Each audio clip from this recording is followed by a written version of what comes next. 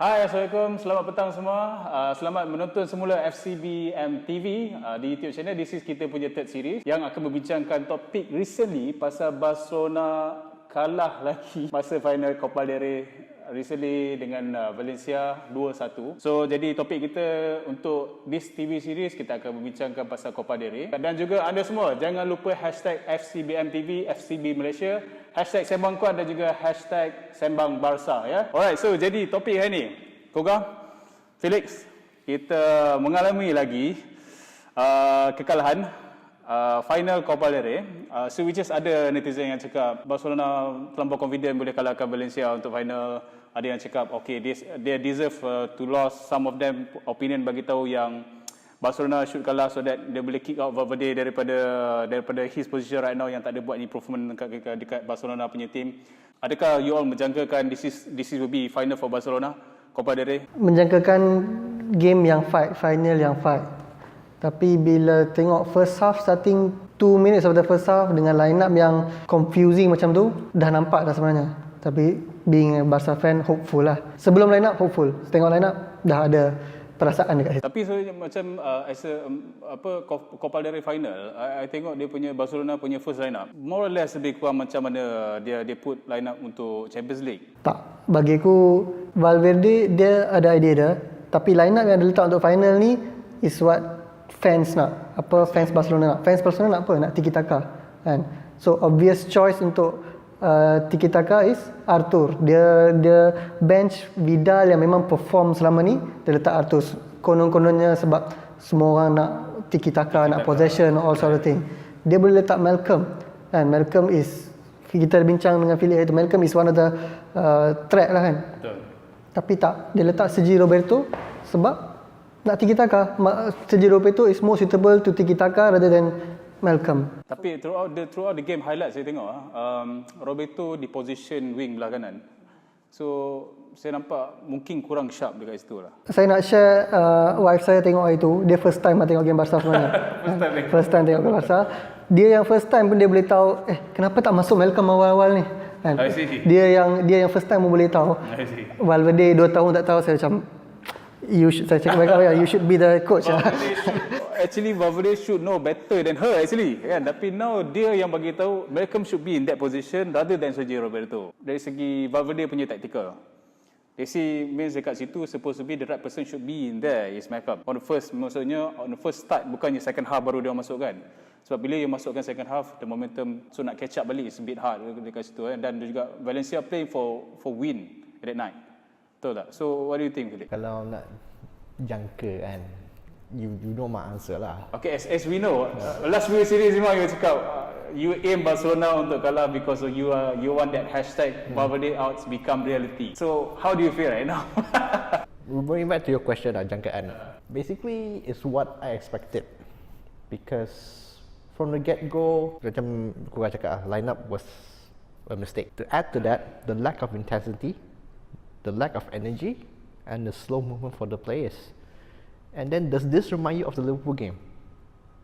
Yeah. It's basically a similar thing. Okay, we were second best every time at the ball. Right. Okay, and back to the, I want to point out 3 things. 3 things as a mistake: position, tactical, and then the first 11. Okay, nak cakap pasal taktik lah ni. You start with 4-3-3. But I mentioned in the previous episode where kalau dia adventurous, dia letak 4-3-3. But I do not expect him to put someone like Roberto on the right wing, okay? Because the thing is, he has been used to on the right back position where he has ample space to run, okay? When you are, it's like macam kerja lah. Bila kau dah lama bekerja tu, kau dah biasa lah cara apa dah buat kerja kan. The thing is, he's working with such limited space there.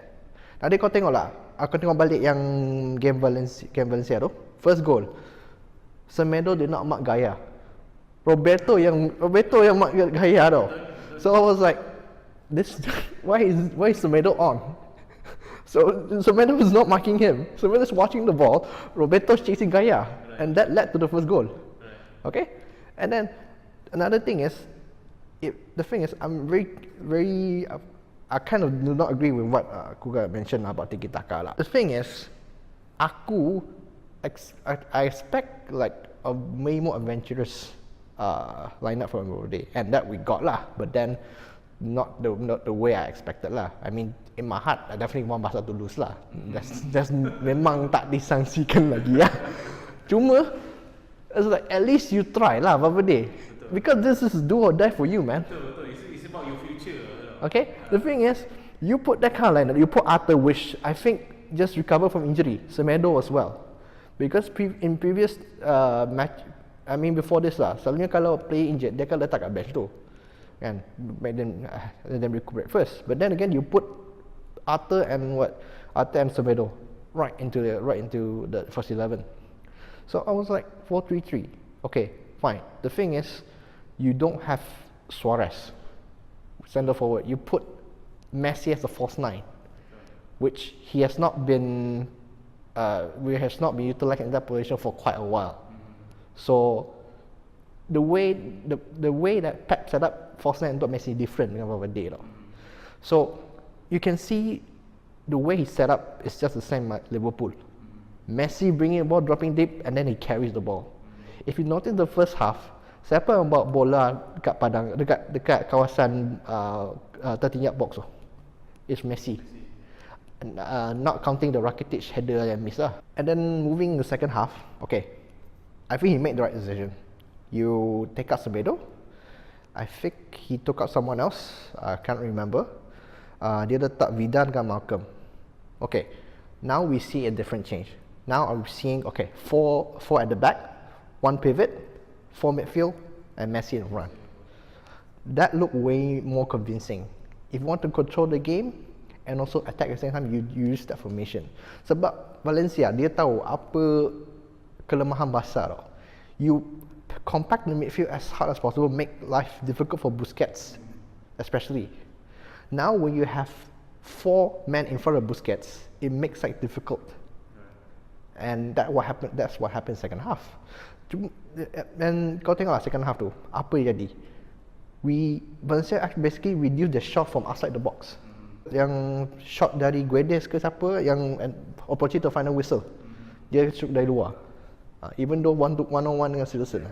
And I think that's the second last and the final shot. Basically, if he has done that in the first place, we will see a very different feeling at Barcelona at the moment. Yep. So that's my 2 cents lah. Okay, between Valencia dengan Barcelona, apa yang saya nampak masa game tu, Valencia more on counter attack.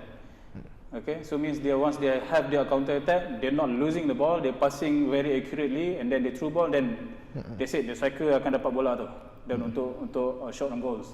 So what do you think? Is it Valencia punya counter attack power ke ataupun Barcelona punya defensive teruk? I think it's Marcelinho. Marcelinho knows what the frailties of Barcelona now. Because number one thing, I think Valverde is so, he sticks to what he's comfortable with. And then because you go into the final, you knowing, because he did not even expect that he will put a very wet lineup as well, and that plays into Marcelinho's punya hand now. And then the thing is, we know that Barcelona is very fair in the counter attack, and we know Alba has been not performing very well for the past 3 or 4 matches now. Okay, so what happened that night? Alba was horrible. Again. Was horrible. Carlos Soler destroyed him. Okay, so how many times I see that? Oh man, every time Valencia got the ball in our half, it's gonna be a sure goal. Yeah. And then that's what happened. Okay, Piqué and Longley were underwhelming. Busquets insignificant. Rakitic relatively quiet. Coutinho, nothing to say lah. One thing I can praise is, even though everyone is so bad, you can count on Messi to probably liven up the match a bit. So itulah aku nak cakap, itulah aku nak pandang aku lah. Aku nak jawab dulu soalan yang is Valencia good at counter attack ni. Okay, right. Valencia they are good at counter attack, but bukan defensif kita yang problematic. Bagi aku midfield kita yang problematic. The gateway untuk counter attack tu is the midfield lah kan. Midfield lah sepatutnya tutup the counter attack. When you attack, you kena beware of counter attack. Not just Valverde, player themselves patut dah tahu. Valencia punya counter attack ni nothing new. Ini yang dia orang pakai sejak start of the season. 2 kali kita lawan dia pun dia pakai benda ni juga. So kita dah patut tahu dah, dah patut tutup dah midfield tu. But we didn't. Banyak yang dia orang counter attack start dari tepi. Kita dah press, tiba-tiba kat tengah ada kosongan. Opportunity like that shouldn't happen. Sebab apa that happen? Arthur is not that good defensively. It's not defensive midfield lah. Supposedly before this kita akan depend on Rakitic. But Rakitic ni aku tengok game ni macam clueless on field. Mungkin sebab the starting lineup itself dah clueless sebenarnya kan. Dia tak tahu tempat dia dekat mana. At some point dia dah macam striker dekat depan, tiba-tiba dekat wing lah manalah. Dia macam everyone was clueless. Sebab tu Valencia nampak so promising in counter attack. But then again, when we once we throw back about the game, PK dia cakap more often tau. Dia naik atas, try to find the goals, and then suddenly bila counter tinggal Busquets dengan Lenglet dekat bawah.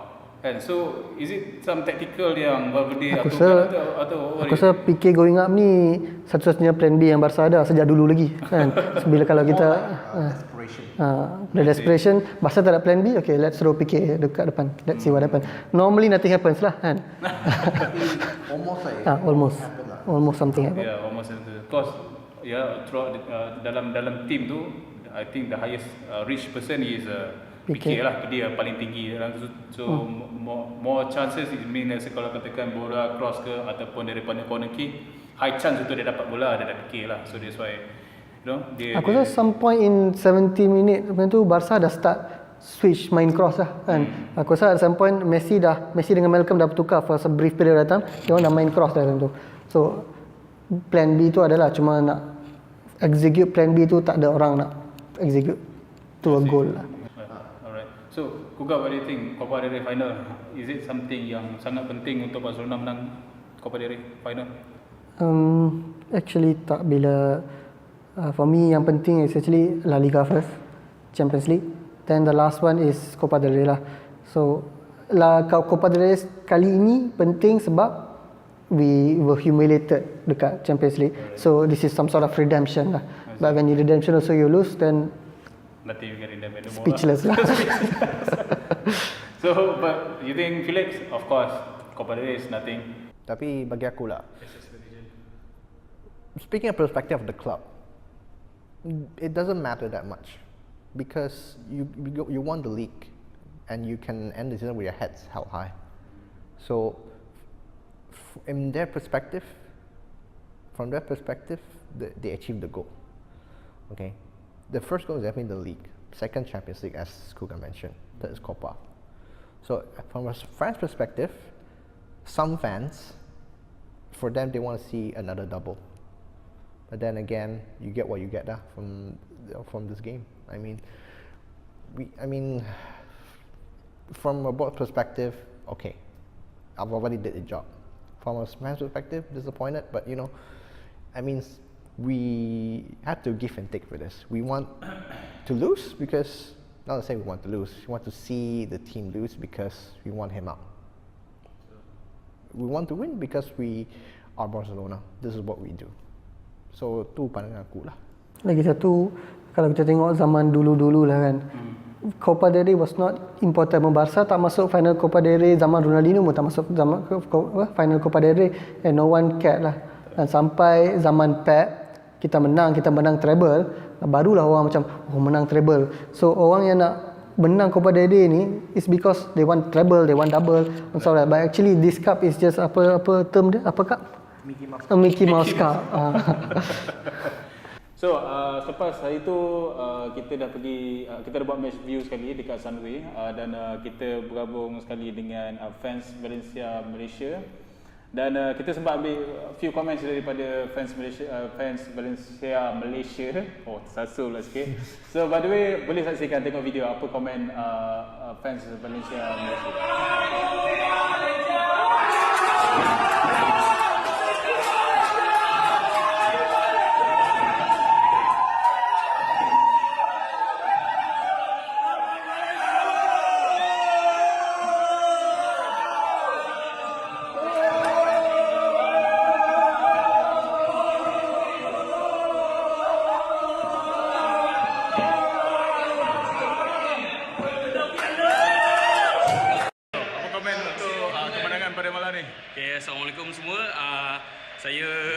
berasa bangga dengan kemenangan kita pada malam ini. Setelah 11 tahun menantikan piala ini. Tapi apa-apa pun good game Barca. So itulah komen dia daripada Valencia fans Malaysia. By the way, they deserve to win. Dia orang tunggu Copa del Rey itu 11 tahun. 11 tahun untuk dia orang menang Copa del Rey. Akhirnya dia orang menang. If they say you be a fan, how do you feel? Tak payah bila seeing that pun tengok, bukan setakat fan yang dekat stadium yang kita tengok dekat TV, wah, player dah menangis apa tu kan, nampak motivation dia orang kat situ lah. Fan kat Malaysia pun honestly I tak tahu pun fan Malaysia ada banyak tu dekat ni. Betul, I pun tak sangka which is ada kewujudan fans Malaysia. Tapi no worries, if let's say kita ada new match, kita pun akan ajak diorang juga, because we know the existence lah kan after this kan, alright? So seeing that macam wow, tak sangka. Sedih Barca kalah, tapi bila tengok tu as a football fan, put aside Barcelona fan, as a football fan, we are happy for them lah. Bagi aku kalau sebab we are basically for me I kind of assume that we will see fans for Valencia and Atletico Madrid as well, other than Real Madrid and us as well. So for them to come down, gather together, and then watch their team lift the cup is, for me, very endearing. I feel very happy for them because 11 years. I don't know where 2008 that time whether they existed in Malaysia or not, but still, I think it's a very sweet thing to see. You know, I would say it's romantic in a way. It's romantic because as I said, it's been 11 years since I lifted the title. Congratulations to them, by the way. Yeah, congratulations to Valencia fans Malaysia. Alright, you deserve to win the match. You are playing very well at the night final. So congratulations to you guys. So dari segi topik Copa del Rey untuk Barcelona, kita wrap up untuk semua hari ini, summary. But then again, kita ada last questions yang kita akan tanya dekat kita punya panel, which is about, memang tak ada kena-mengena dengan Barcelona, it's about Champions League final. Okay, so kita pun coming soon, this 2nd June akan ada final Champions League between Spurs dan juga Liverpool. Okay, so Kugaa, give it a comment sikit about final Champions League. What means, what do you hope, apa yang you expect, yang you nampak between these two teams? What do you think? Aku akan pilih Spurs to win. First sebab Liverpool kalahkan Barca, so someone have to kalahkan dia. And it's revenge. It's kind of a revenge. And yeah, I have good friends yang support Spurs lah. Fan Liverpool, kawan-kawan yang support Liverpool ni dia macam annoying sikit lah. Kawan-kawan walaupun kawan-kawan dapat, dia macam sejak dulu annoying sikit. So I choose Spurs lah. Spurs So you punya final score yang you rasa untuk Champions League final? 2-1. Okay, Spurs Spurs 2, Liverpool 1 Yes. Alright, so Felix. Bagi aku, in my heart, I really want to see another Asian player lifting the cup again. Which is Spurs. Son. I want him to really win because he carried the team, even dah injured beberapa kali dah, dia dan carry the team. Masa Korea ke, which is something related dengan you, sebab ada nampak macam Korea sikit. I want to see Spurs. No one expected Spurs to be in the final. I think this is the first final, Champions League final. So I'm kind of 50-50 on this. I just wish that this will go to extra time because they create more drama. I would say 1-0 to Liverpool. 1-0 to Liverpool. Yes. So means you still expecting Liverpool to win the final Champions League. Yes, even because based on footballing terms, I love Klopp. Okay, but the thing is, when it comes to Spurs, they literally putting the hopes on Son. Okay, on Son and Eriksen and Dele Alli. The back four is not really performing that much. That's better than Liverpool. Based on every individual player, I would say Liverpool will edge it 1-0. Jom bet RM50. Haram lah, bet haram. Okay, haram. Alright, so let's say terima kasih untuk semua yang menonton FCBM TV untuk series ketiga kali ini.